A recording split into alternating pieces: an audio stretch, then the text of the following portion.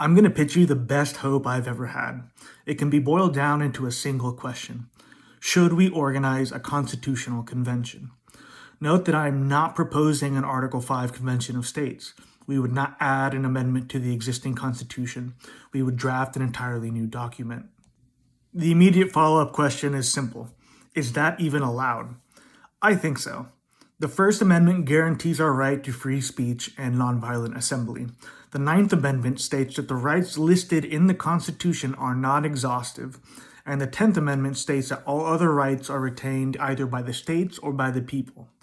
Among these retained rights is the right to alter or abolish our government if it becomes destructive to our lives, liberty, and happiness.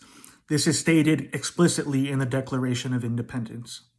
The power to convene a constitutional convention is not delegated in the Constitution itself. It is therefore one of the natural rights reserved to the American people. As an American citizen, I am exercising that inalienable, unenumerated right, and I invite you to exercise it with me. Joining me will undoubtedly invite calls of sedition, treason, and insurrection. These claims are all categorically false. We are not providing aid to a foreign government, and we are explicitly nonviolent. It is the only non-negotiable rule of this movement. From where I'm sitting, this movement is the most American thing imaginable, as it involves the replacement of an incompetent, tyrannical government with the best one ever designed, using technology, popularity, convenience, and soft power. Third question. If this was even possible, what would a convention look like? So first of all, we would broadcast it. Rather than simply relying on the knowledge and intuition of our foremost intellectuals, we could mobilize the intelligence of millions of Americans. We could actually know what the ever-invoked will of the people really is, and it would produce the most democratic constitution in human history. Beyond that innovation, I see this convention as a three-step process. The first step is Convention Day, a single day where some of the nation's leading educators educate the American people. Everyone goes to school for one day. The goal of this step is to cut through decades of misinformation with truth of the highest quality, giving every citizen the fundamental knowledge needed to engage meaningfully with constitutional questions. The second step is your traditional convention. To minimize the risk of this proposal, I've drafted a 30,000-word constitution. It draws heavily from our current constitution, as well as the South African, Swiss, German, Irish, and Scandinavian constitutions, among others. It's not perfect, but it is a start. I do not expect you to read a 100-page constitution on the basis of this pitch alone, so I made a 2-page executive summary that highlights the basic structure and key innovations. That makes it much more digestible. The main argument I've heard against this proposal is that the delegates that would be capable of getting elected to such a delicate, consequential task are inadequate. To minimize that risk, I've identified 141 of the nation's leading constitutional scholars, 34 of the nation's leading institutional figures, and 67 international advisors that bring experience and expertise that cannot be found in the American people. This is effectively a constitutional dream team.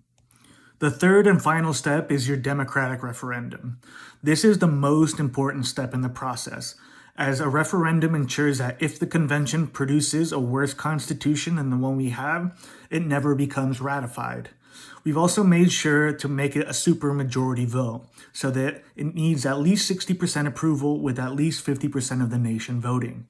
So while I have invested considerable time and energy into detailing the first 2 steps of this convention, I have not invested almost anything into the third step.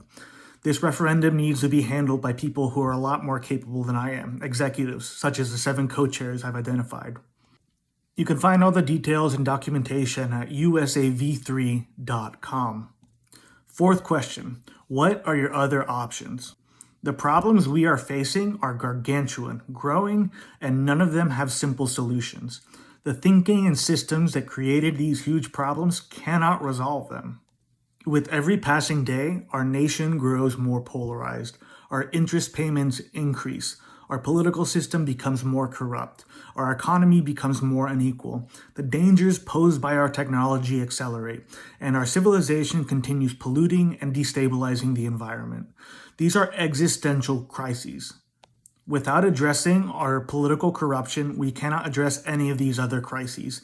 And without a constitutional convention, we cannot meaningfully address the corruption of our political system.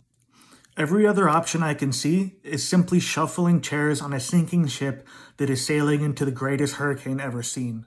So honestly, take a minute and ask yourself, what solutions do you have right now to address this multi-crisis reality that we live in? Public protest? Midterms a few months from now, or a presidential election 2 years from now? Will protesting on the street or participating in an election heal the growing cultural divide in our country?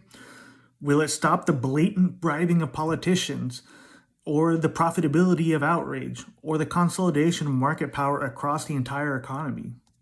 Will it release the unredacted Epstein files? We genuinely need saving.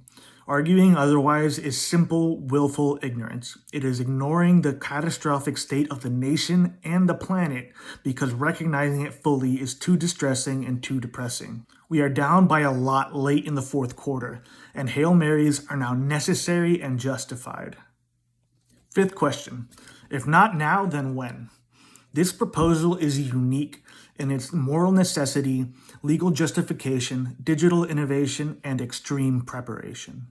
The corruption of our government is plain to see and overwhelming to consider, and waiting will not produce a clearer, safer, more democratic opportunity than the one being proposed right now. Sixth question, if not you, then who? While you may not be a co-chair or a delegate for this convention, your voice matters enormously.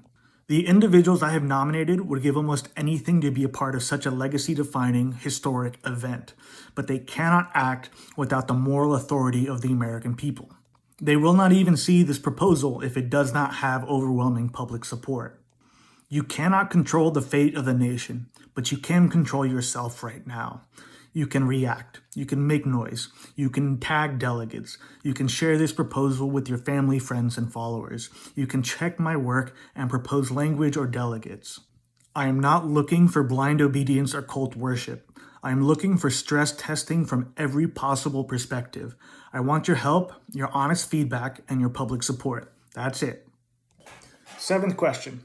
You have, for the first time in your life, the opportunity to help create a nonviolent, digitized, diplomatic, democratic revolution in the most powerful nation on earth for the benefit of all Americans and all humanity. We can be the people who restored our democracy when all hope seemed lost, or we can be the people who watched passively as our democracy finishes changing into a kakistocracy, a society where our worst citizens are our rulers. What is that alternate reality worth to you? Your reputation, your liberty, your life? I can't demand an answer, and I won't beg one, but I can ask politely one time for you to consider that. And finally, just who do I think I am? Well, I'm not a genius, and I'm not a messiah. I'm just a person obsessing over a single question. What is the best thing possible? A live-stream constitutional convention is my answer to that question.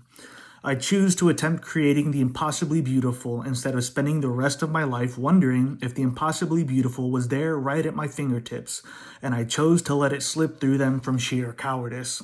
I want that impossibly beautiful future more than I've ever wanted anything in my life, and I'm willing to look like an idiot to make it possible. Are you? So once more, for the record, do you want to join the greatest comeback in 250 years of American history?